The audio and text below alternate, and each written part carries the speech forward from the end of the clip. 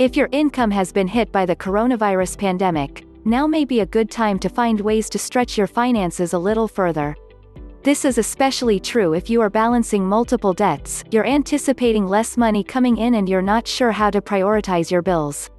If you are regularly investing in a retirement account, whether that's a 401k or an IRA, one solution could be to lower your contribution amount and redirect that money toward paying off debt.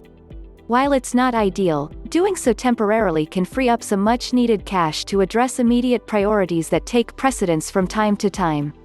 Diverting some retirement savings to paying down credit card debt can make a lot of sense right now, Brandon Renfro, a certified financial planner in Marshall, Texas, tells CNBC Select. Below, Renfro explains when it makes sense to lower your retirement contributions to pay down existing debt and what to do in order to make sure it's worth it in the long run.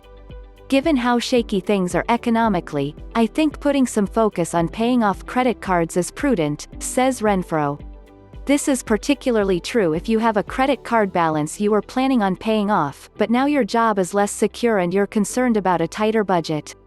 To get by, you could consider making only the minimum payments for a few months, which might make sense if you're fairly confident your income will increase again in just a short time.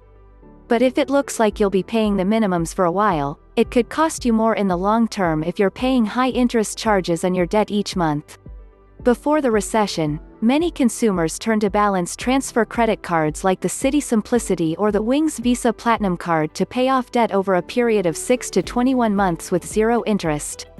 But now that banks are making it harder to get credit cards, fewer consumers have access to this choice.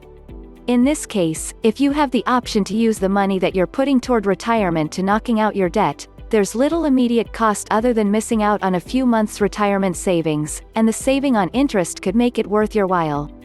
However, Renfro cautions against making this choice without a plan. You'd not really be doing yourself much of a favor if you simply run the balance back up, he says, adding that it's also important to know when and how you're going to build your retirement back up after paying off your credit card. You should have a plan for directing money back into your retirement savings at the same rate as before, if not higher, to make up for the temporary pause. Without one, Renfro argues, you run a very serious risk of simply not picking it back up.